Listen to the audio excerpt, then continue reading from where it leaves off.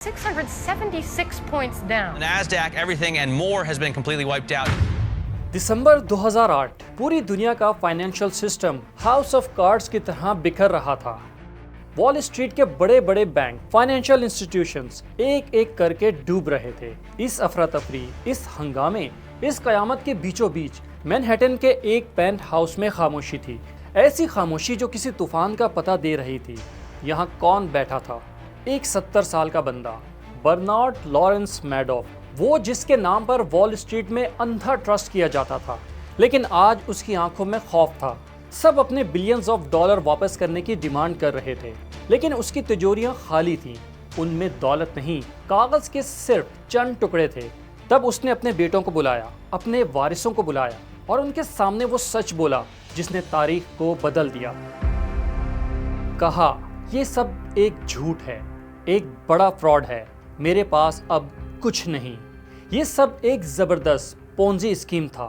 बेटे हैरान रह गए। वो बाप जिसे वो खुद ही नहीं, पूरी दुनिया एक फाइनेंशियल जीनियस समझती थी, अब एक मुजरिम की तरह खड़ा था। वॉल स्ट्रीट का देवता, मगर 65 बिलियन डॉलर का फ्रॉड करने वाला, हिस्ट्री का सबसे बड़ा धोखा। कौन था बर्नी मैडॉफ, जिसने पूरे सिस्टम को बेवकूफ बनाया? और फिर उसका अंजाम क्या हुआ? उसका ही नहीं, उसके पूरे खानदान का। आएं, आज बर्नी मैडॉफ की कहानी जानते हैं, लेकिन उससे पहले हमारे चैनल को सब्सक्राइब और वीडियो को लाइक जरूर कर लें।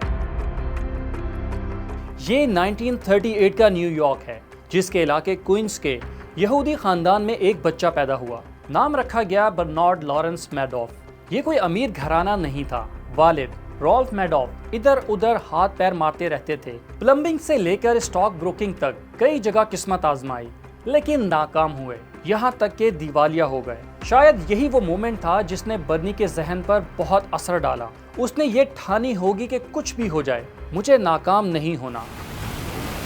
जवानी में वो समंदर के साहिल पर एक लाइफ गार्ड की नौकरी करता था। इस नौकरी में उसने पाई जोड़ी, लेकिन सिर्फ $5000 ही बचा पाया। और फिर वो मोमेंट आया जिसने बर्नी मैडॉफ की किस्मत का, या यूं कह लें कि दुनिया की बदकिस्मती का दरवाजा खुला। 1959 में उसकी शादी हो गई, वो भी अपनी हाई स्कूल की मोहब्बत रुथ एल्परन से, जिसके वालिद एक कामयाब अकाउंटेंट थे। वही थे जिन्होंने अपने नए नवेले दामाद को एक बिजनेस सेटअप के लिए कर्जा दिया, वो भी $50,000 का। यही इन्वेस्टमेंट थी जिससे बर्नी ने अपने ससुर के ऑफिस के एक छोटे से हिस्से में अपनी इन्वेस्टमेंट फर्म खोली। नाम रखा Bernard L Madoff investment securities. ये वो जमाना था जब न्यूयॉर्क स्टॉक एक्सचेंज में बड़े बड़े नाम राज करते थे। बर्नी तो एक मामूली सा आउटसाइडर था बस, जो पेनी स्टॉक्स में काम करता था, यानी छोटे मोटे और बहुत ही सस्ते शेयर खरीदने बेचने का काम। आपको शायद याद हो या आपने कभी किसी वीडियो में देखा हो कि पुराने जमाने में स्टॉक मार्केट में सारे सौदे कागज पर होते थे। फोन पर एक चीखो पुकार मची होती थी। स्टॉक मार्केट किसी मछली बाजार से कम नहीं होती थी। उस जमाने में बर्नी ने एक नया रास्ता चुना, टेक्नोलॉजी का। उसने कंप्यूटर का इस्तेमाल करना शुरू किया और एक ऐसा सिस्टम बनाया जिससे ट्रेडिंग तेज हो गई और सस्ती भी। Concept of these new types of systems is to make it easier and more cost effective for people to trade. वो वॉल स्ट्रीट को बदल रहा था और इसी मेहनत का रिजल्ट था कि वो नेस्डैक जैसे बड़े इदारों का अहम मेंबर बन गया और 1990 में चेयरमैन। लोगों की नजर में वो एक सेल्फ मेड जीनियस था, ऐसा बंदा जो एक आम लाइफ गार्ड था, लेकिन अब दुनिया की सबसे बड़ी मार्केट का किंग था। उसके दो बेटे मार्क और एंड्रियो उसके साथ मिलकर फर्म की ट्रेडिंग डेस्क संभाल रहे थे। भाई पीटर फर्म का चीफ कंप्लायंस ऑफिसर था। भतीजी शाना मैडॉफ फर्म की वकील थी। पूरी दुनिया के लिए ये एक परफेक्ट फैमिली थी, एक फैमिली बिजनेस एम्पायर। लोग अब उस पर ट्रस्ट करते थे। वॉल स्ट्रीट पर उसका नाम सेफ पेयर ऑफ हैंड्स के तौर पर मशहूर हो गया था, यानी वो शख्स जिसके हाथ में आपका पैसा बिल्कुल महफूज है। लेकिन उस चमक दमक के पीछे बर्नी मैडॉफ एक ऐसी डार्क वर्ल्ड भी बना रहा था जिसका पता खुद उसके बेटों को भी नहीं था। वो भरोसा जो उसने 40 साल की मेहनत से हासिल किया था, अब वो उसे एक प्रोडक्ट बनाकर बेचने वाला था। अब वो सिर्फ एक ब्रोकर नहीं था, एक ऐसा शिकारी बन चुका था जिसका जाल पूरी दुनिया पर फैला हुआ था। आखिर एक कामयाब बिजनेसमैन तारीख का सबसे बड़ा मुजरिम कैसे बना? इसका राज बर्नी मैडॉफ की फर्म की 17वीं मंजिल पर दफन था। वॉल स्ट्रीट के बीचों बीच 885 थर्ड एवेन्यू पर एक शानदार इमारत मौजूद है। इसकी शक्ल और लाल रंग के ग्रेनाइट की वजह से लोग इसे लिपस्टिक बिल्डिंग कहते हैं। 34 मंजिलों की बिल्डिंग मैनहट्टन के पोश इलाके में है और इसी की 18वीं और 19वीं मंजिल पर बर्नी मैडॉफ का ऑफिस था, जहां मॉडर्न कंप्यूटर थे, यंग लड़के और लड़कियां थीं जो सूटेड बूटेड होकर फोन लाइनों पर बैठे करोड़ों डॉलर की डील कर रहे होते थे। समझें, एक बहुत ही प्रोफेशनल माहौल था। ये था बर्नी मैडॉफ का वो लेजिटिमेट बिजनेस जिसने उसे शोहरत की बुलंदियों पर पहुंचाया और यहीं से उसके बेटे फखर से अपने बाप की सल्तनत चलाते थे। लेकिन इसी बिल्डिंग की 17वीं मंजिल पर एक अलग दुनिया थी, ऐसी दुनिया जिसका रास्ता ही अलग था। इस मंजिल पर जाने के लिए एक अलग और सीक्रेट लिफ्ट इस्तेमाल होती थी। इस फ्लोर पर कुछ खास लोगों को ही एक्सेस था, बर्नी के उन पुराने और वफादार लोगों को जो दहाइयों से उसके साथ थे। आखिर इस 17वीं मंजिल पर क्या था? वहां IBM के सर्वर और डॉट मैट्रिक्स प्रिंटर लगे थे, जिनसे दिन रात कागज प्रिंट होकर निकलते रहते थे। आखिर इन कागजों पर क्या था? जाली स्टेटमेंट, जाली रिकॉर्ड और जाली सौदों के कागज। ये वो जगह थी जहां बर्नी मैडॉफ का दूसरा रूप छुपा हुआ था, यानी तारीख का सबसे बड़ा धोखेबाज। You know, in today's regulatory environment, असल में बर्नी मैडॉफ ने एक कमाल की साइकोलॉजिकल ट्रिक खेली थी। वो दूसरे ब्रोकरों की तरह क्लाइंट के पीछे नहीं भागता था। वो कभी कोई इश्तेहार नहीं देता था, कभी किसी को ये नहीं कहता था कि आओ मुझे अपना पैसा दो, बल्कि उसने खुद को एक एक्सक्लूसिव क्लब का बंदा बना लिया था। जब अमीर लोग क्लबों में, गोल्फ कोर्स पर और चैरिटी डिनर में एक दूसरे के कान में सरगोशी करते, क्या तुम बर्नी मैडॉफ के क्लाइंट हो? अगर जवाब हाँ होता तो लोग उसे बड़ी बात समझते। आज की ज़बान में कहूँ तो बर्नी ने अपना ऐसा ऑरा बना लिया था कि लोग उसके पास पैसा जमा करवाने को स्टेटस सिंबल समझने लगे थे। वो लोगों को ये एहसास दिलाता था कि अगर वो उनका पैसा ले रहा है तो उन पर एहसान कर रहा है। उसने एक और काम भी किया, यानी अपनी ही क्लास, अपनी ही कम्युनिटी और अपने ही दोस्तों का भरोसा जीतकर उन्हें भी लूटा। न्यूयॉर्क और फ्लोरिडा की अमीर यहूदी कम्युनिटी को सबसे ज्यादा निशाना बनाया। वो यहूदी चैरिटी में बढ़ चढ़कर हिस्सा लेता था, अस्पतालों को चंदा देता था और सोशल महफिलों की जान था। लोगों को उस पर इतना अंधा भरोसा था कि कोई पूछता ही नहीं था कि हमारा पैसा तुम कहाँ लगाते हो। फिर बर्नी मैडॉफ की खामोशी भी उसकी बड़ी ताकत थी। वो कम बोलता, लेकिन जब बोलता तो उसका एक एक लफ्ज पत्थर की लकीर समझा जाता। it's impossible for a violation to go undetected. उसने अपने दफ्तर की 17वीं मंजिल को समझे एक मुकद्दस जगह बना दिया था, जहां किसी आम इंसान का दाखिला मना था। हत्ता कि उसके अपने बेटे, जो करोड़ों डॉलर का जायज बिजनेस संभाल रहे थे, वो भी नहीं जानते थे कि उनके पैरों तले नीचे वाली मंजिल पर क्या हो रहा है। लेकिन इससे भी बड़ा सवाल ये है कि वो कौन सा जादू था या क्या टेक्निक थी जिसकी बुनियाद पर बर्नी मैडॉफ हर महीने, हर साल, चाहे मार्केट किसी भी हाल में हो, अपने इन्वेस्टरों को मुनाफा देता था। और क्या वाकई कोई ऐसा फॉर्मूला मौजूद था जो कभी नाकाम नहीं होता, या बस ये एक धोखा था? बर्नी मैडॉफ जब अपने इन्वेस्टर्स से मिलता तो दावा करता था कि वो उनका पैसा अमेरिका की बड़ी बड़ी कंपनियों के शेयर्स की एक बास्केट में लगाता है और साथ ही पुट ऑप्शंस खरीदता है, ताकि अगर मार्केट गिरे तो इन्वेस्टर्स का पैसा डूबे नहीं, बल्कि एक हद तक महफूज रहे। आसान अल्फाज में मुनाफे की गारंटी है, नुकसान का कोई चांस नहीं। वॉल स्ट्रीट पर तो ये बात एक ख्वाब लगती थी और बर्नी इसी ख्वाब को हकीकत बनाकर बेच रहा था। लेकिन सच क्या था? सच ये था कि वो कुछ भी नहीं खरीद रहा था। वो एक धेला भी कहीं इन्वेस्ट नहीं कर रहा था, बल्कि इन्वेस्टर जब उसे करोड़ों डॉलर के चेक देते तो वो पैसा सीधा JP मॉर्गन चेज बैंक के एक सिंपल से रिटेल अकाउंट में रख देता। ये था अकाउंट 703।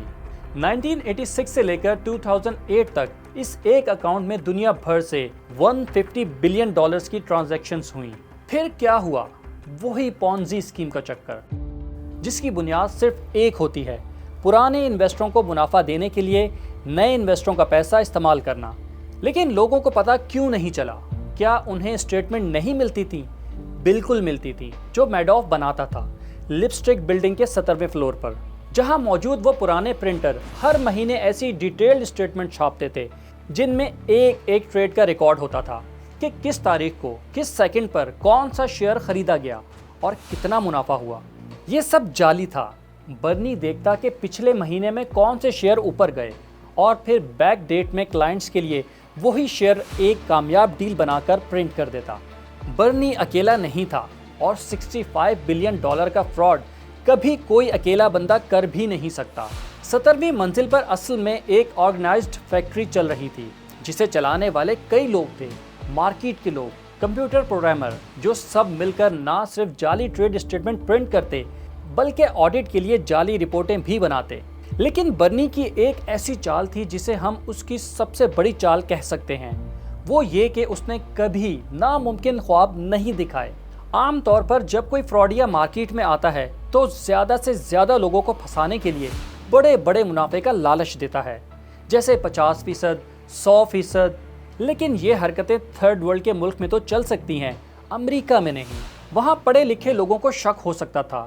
انہیں بے وقوف بنانے کے لیے برنی میڈوف نے اتنا منافع دیا جو نہ بہت کم ہوتا تھا نہ بہت زیادہ، صرف اتنا پروفٹ جو وال اسٹریٹ پر ملنا ممکن بھی ہو، یعنی تقریباً 10 سے 12% سالانہ۔ یہی وجہ ہے کہ لوگوں کو یقین تھا کہ برنی 2 نمبر بندہ نہیں بلکہ ایک بہت عقل مند انویسٹر ہے جو انہیں ایک گارنٹیڈ پروفٹ دے سکتا ہے۔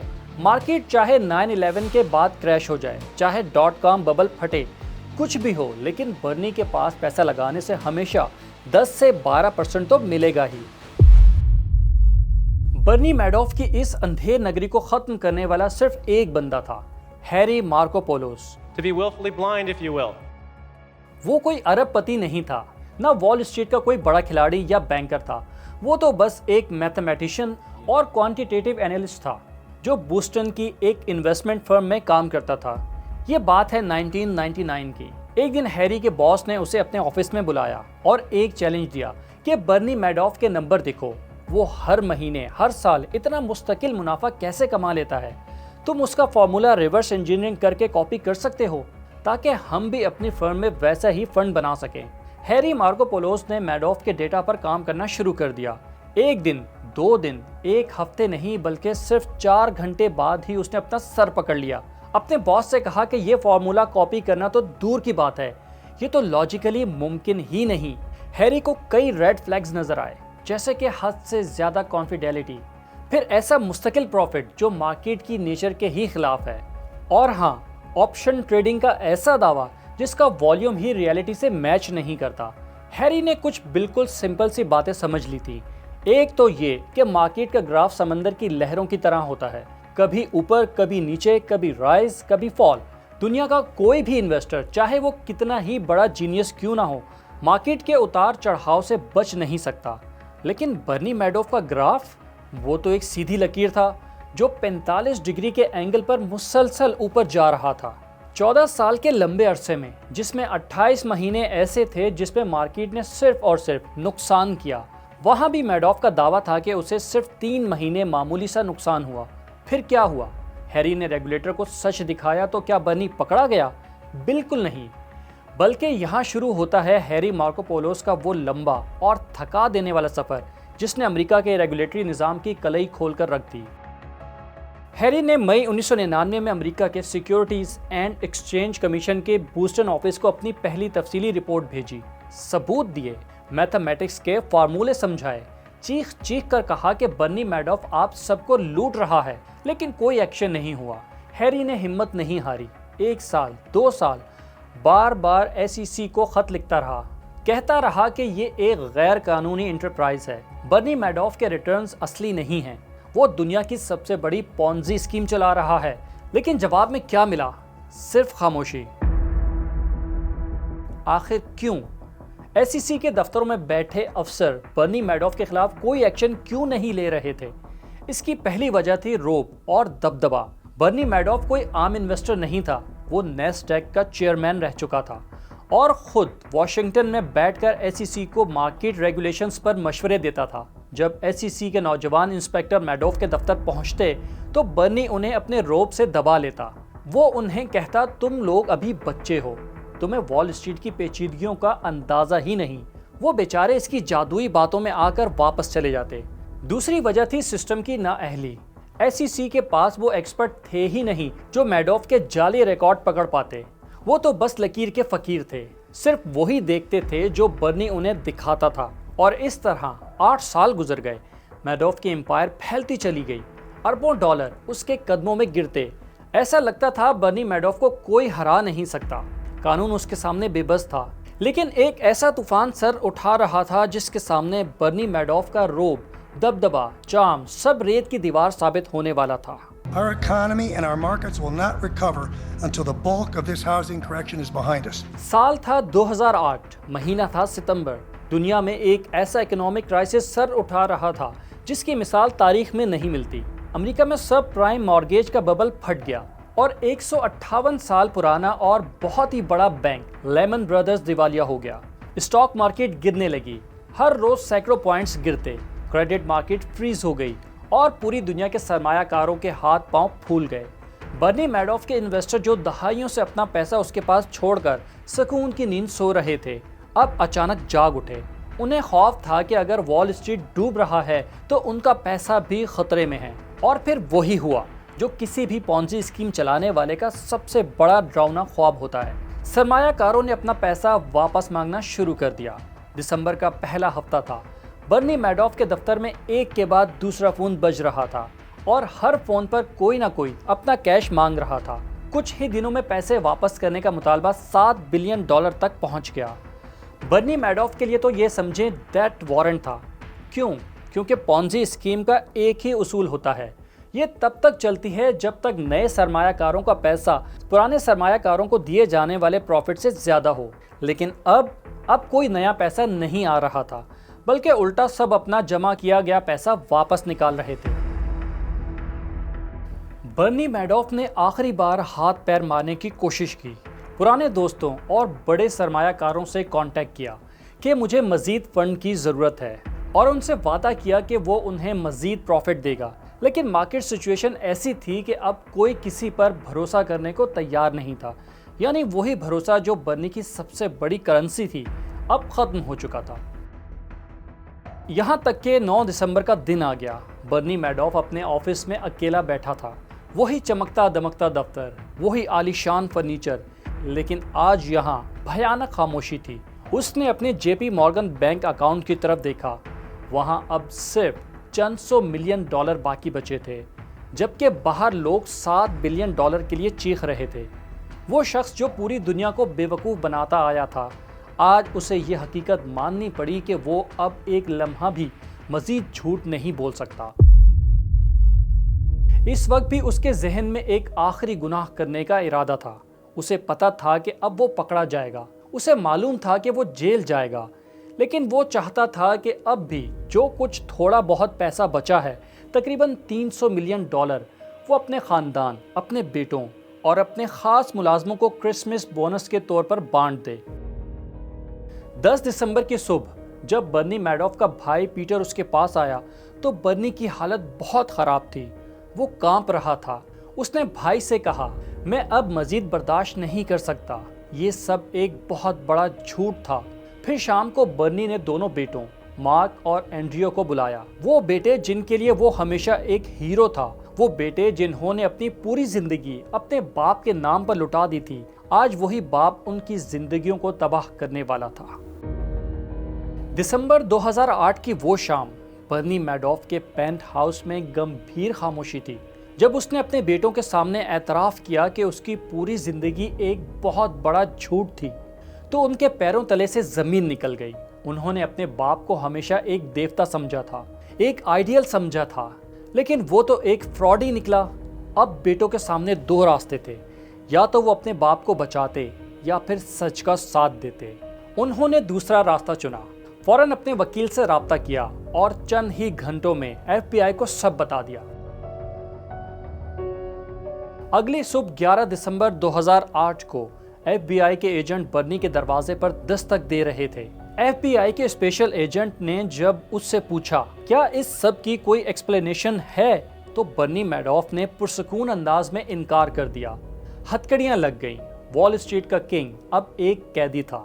یہ گرفتاری ایک ایسا دھماکہ تھا جس کی گونج پوری دنیا میں سنی گئی۔ جب خبر آئی کہ یہ فراڈ $65 بلین کا ہے تو امریکہ کیا پوری دنیا کے ہوش اڑ گئے۔ یہ نمبر اتنا بڑا ہے کہ اس وقت پاکستان کی پوری جی ڈی پی کا تقریباً 1/3 بنتا تھا۔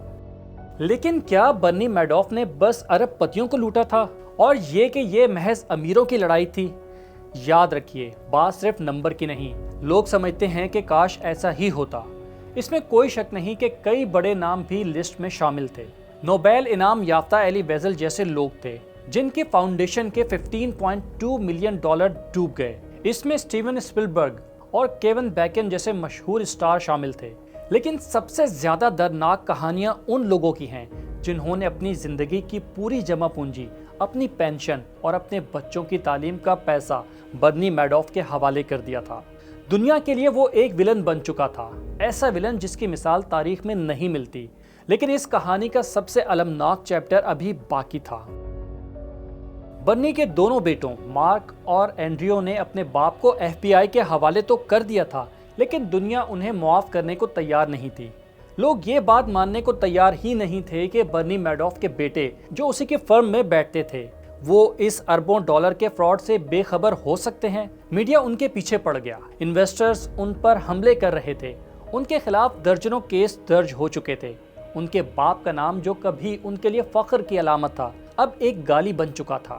ان کے بچے اسکول نہیں جا سکتے تھے، ان کی بیویاں باہر نہیں نکل سکتی تھیں، وہ اپنے ہی گھروں میں قیدی بن کر رہ گئے تھے۔ یہ 11 دسمبر 2010 تھا۔ برنی میڈوف کی گرفتاری کے ٹھیک 2 سال بعد نیو یارک کے ایک اپارٹمنٹ میں جہاں برنی کا 46 سالہ بڑا بیٹا مارک میڈوف اکیلا تھا، وہ صبح 4 بجے اٹھا اور کچھ ای میلز بھیجنے لگا۔ ایک ای میل اپنے وکیل کو کی، لکھا کوئی سچ پر یقین نہیں کرنا چاہتا، میرے خاندان کا خیال رکھنا۔ پھر ایک ای میل اپنی بیوی کو کی کہ میں تم سے پیار کرتا ہوں، پلیز کسی کو بھیجو تاکہ وہ ہمارے بیٹے کو سنبھال سکے۔ کچھ گھنٹوں بعد جب اس کے سسر نے اپارٹمنٹ کا دروازہ کھولا تو مارک کی لاش لیونگ روم کی چھت سے لٹک رہی تھی اور دوسرے کمرے میں اس کا 2 سالہ بیٹا سکون سے سو رہا تھا۔ مارک نے اپنے باپ کے گناہوں کی قیمت اپنی جان دے کر چکا دی تھی۔ برنی میڈوف کو جب جیل میں یہ خبر ملی تو وہ ٹوٹ گیا، لیکن شاید بہت دیر ہو چکی تھی۔ یہ موت اس خاندان کی مکمل تباہی کا آغاز تھا۔ چھوٹا بیٹا اینڈریو میڈوف جو پہلے ہی کینسر سے لڑ رہا تھا، اس نے اپنے باپ کو کبھی معاف نہیں کیا۔ ایک انٹرویو میں کہا کہ برنی میڈوف نے میرے بھائی کو قتل کیا ہے اور اب وہ مجھے مار رہا ہے۔ 2014 میں اینڈریو بھی مر گیا اور برنی کی بیوی روتھ میڈوف، وہ عورت جو کبھی وال اسٹریٹ کی کوئن کہلاتی تھی، جس کے پاس ہیروں کے ڈھیر تھے، 7 کروڑ ڈالر کی ذاتی دولت تھی، اسے حکومت نے سب کچھ ضبط کرنے کے بعد صرف 25 لاکھ ڈالر دے کر چھوڑ دیا۔ لیکن باہر کی زندگی اور بھی بھیانک تھی۔ اس کا سوشل بائیکاٹ تھا، وہ ایک چھوٹے سے اپارٹمنٹ میں گمنامی اور تنہائی کی زندگی جینے پر مجبور تھی۔ برنی کا سگا بھائی پیٹر میڈوف جو اس کا چیف کمپلائنس آفیسر تھا، اسے بھی فراڈ میں مدد کے جرم میں 10 سال قید کی سزا سنائی گئی۔ یوں ایک پرفیکٹ فیملی بزنس ایمپائر تباہ و برباد ہو گئی۔ 29 جون 2009 کو امریکی ڈسٹرکٹ جج نے برنی میڈوف کے کیس کا فیصلہ کیا۔ برنی کے جرم کو ایک بڑا شیطانی عمل قرار دیا اور اسے زیادہ سے زیادہ 150 سال قید کی سزا سنائی۔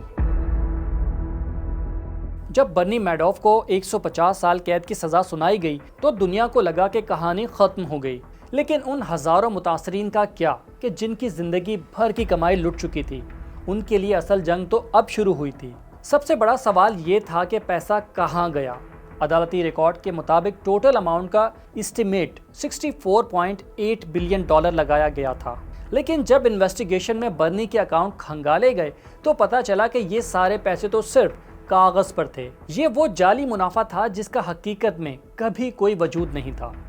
حقیقت میں لوگوں نے جو پرنسپل اماؤنٹ برنی کو دی تھی وہ لگ بھگ 17.5 بلین ڈالر سے 19.5 بلین ڈالر کے درمیان تھی۔ باقی کے جو 45 بلین ڈالر تھے ان کا تو اصل میں وجود ہی نہیں تھا۔ اب تو بڑی الجھن پیدا ہو گئی اور اس الجھن سے نکلنے کے لیے عدالت نے ایک بندے کو اس منی ہنٹ کا انچارج بنایا۔ نام تھا ارونگ پیکارڈ۔ اس کے لیے یہ کسی مشن امپاسبل سے کم نہیں تھا۔ اسے دنیا بھر میں پھیلے ہوئے وہ پیسے ڈھونڈنے تھے جو برنی نے مختلف ہاتھوں میں پہنچا دیے تھے۔ یہاں ارونگ پیکارڈ نے ایک فیصلہ ایسا کیا جس نے پوری انویسٹمنٹ ورلڈ کو ہلا کر رکھ دیا۔ اس نے کہا برنی میڈوف کے اسٹیٹمنٹ جھوٹ کا پلندہ ہیں، اس لیے ہم سرمایہ کاروں کو وہ پیسہ نہیں دیں گے جو اسٹیٹمنٹ پر لکھا ہے، ہم صرف وہ اصل رقم واپس دلوانے کی کوشش کریں گے جو انہوں نے برنی کو دی تھی، یعنی نیٹ انویسٹمنٹ ملے گی بس۔ چلیں بھاگتے چور کی لنگوٹی ہی صحیح، اب جنگ شروع ہو گئی۔ پیکارڈ نے ان تمام لوگوں، بینکوں اور اداروں پر کیس کر دیے جنہوں نے جانے یا انجانے میں برنی کے فراڈ سے کروڑوں ڈالر کا ناجائز منافع کمایا تھا۔ پوری دنیا میں ہنگامہ مچ گیا، لوگ تو چلا اٹھے کہ ہم نے تو ایمانداری سے انویسٹ کیا تھا، ہم نے تو ٹیکس دیا ہے، ہم کیوں واپس کر دیں؟ لیکن قانون تو قانون ہے بھائی، وہ کسی کی نہیں سنتا۔ بالآخر پیکارڈ نے ایک بڑی کامیابی حاصل کر لی، برنی کے سب سے قریبی دوست اور انویسٹر جیفری پیکوور کی اسٹیٹ سے ریکوری کروا لی۔ وہ خود تو 2009 میں اپنے سوئمنگ پول میں ہی ڈوب کر مر گیا تھا، لیکن دسمبر 2010 میں پیکوور کی بیوہ نے ایک تاریخی ایگریمنٹ کیا اور 7.2 بلین ڈالر کی بڑی رقم واپس کر دی، یعنی اصل ڈوبنے والی رقم کا تقریباً 70% حصہ نکال لیا۔ لیکن ایک منٹ، کہانی کا ایک اور اہم رخ تو ابھی باقی ہے، وہ یہ کہ پیکارڈ کی ریکوری صرف ان لوگوں کے لیے تھی جن کے ڈائریکٹ میڈوف کے ساتھ اکاؤنٹ تھے، لیکن ان ہزاروں سرمایہ کاروں کا کیا جنہوں نے اپنا پیسہ براہ راست برنی کو نہیں بلکہ انڈائریکٹ انویسٹروں کے ذریعے دیا تھا؟ ان کے لیے امریکہ کا ڈپارٹمنٹ آف جسٹس میدان میں آیا اور میڈوف وکٹم فنڈ بنایا، جس نے وہ کام کر دکھایا جو تاریخ میں کبھی کسی پونزی اسکیم کے بعد نہیں ہوا ہوگا۔ اس فنڈ کے ذریعے ایک ایک انویسٹر کو اس کے پیسے واپس کیے گئے۔ فنڈ نے جنوری 2025 میں آخری قسط ریلیز کی، یعنی ٹوٹل 127 ملکوں میں تقریباً 41,000 متاثرین کو 4.3 بلین ڈالر دیے گئے۔ یوں لوگوں کو اپنے اصل نقصان کا تقریباً 93.71% حصہ واپس مل گیا۔ لیکن کیا پورا انصاف ملا؟ بالکل نہیں۔ ان لوگوں سے پوچھیں جو 2008 میں صدمے کی وجہ سے مر گئے، ان لوگوں سے پوچھیں جنہوں نے 15 سال ذلت اور غربت میں گزارے۔ کیا 2025 میں ملنے والا پیسہ ان کی زندگیاں واپس لا سکتا ہے؟ ان کی زندگی کے وہ قیمتی سال لوٹا سکتا ہے؟ پیسہ واپس آ بھی جائے تو وہ بھروسہ کبھی واپس نہیں آیا جو برنی میڈوف نے ختم کیا تھا، جو اب اپنے انجام کی طرف بڑھ رہا تھا۔ اپریل 2021 امریکہ کی ریاست نارتھ کیرولائنا میں واقع بٹنر فیڈرل میڈیکل سینٹر کی ایک جیل۔ ایک بوڑھا شخص اپنے بیڈ پر لیٹا ہے، وہ جو کبھی دنیا کے مہنگے ترین سوٹ پہنتا تھا۔ اس کی کلائی پر لاکھوں ڈالر کی گھڑیاں ہوتی تھیں، اس کے ایک اشارے پر وال اسٹریٹ چلتی تھی، لیکن آج وہ ایک قیدی کے لباس میں اپنی آخری سانسیں گن رہا ہے۔ برنی میڈوف اب اکیلا ہے، اس کے گردے فیل ہو چکے، اور سب سے بڑھ کر اس کا اپنا ضمیر اسے کاٹ رہا تھا۔ اس نے عدالت سے ہمدردی کی بنیاد پر رہائی بھی مانگی تھی، التجا کی تھی کہ اس کی زندگی صرف 1.5 سال کی رہ گئی ہے، اسے گھر جانے دیا جائے تاکہ وہ اپنوں کے ساتھ وقت گزار سکے اور انہی کے بیچ مر سکے۔ لیکن قانون نے اس کی ایک نہ سنی، اس کا جرم غیر معمولی طور پر بھیانک تھا۔ رحم کی آخری اپیل بھی ریجیکٹ ہو گئی، اور پھر 14 اپریل 2021 کو خبر آ گئی، برنی میڈوف مر گیا۔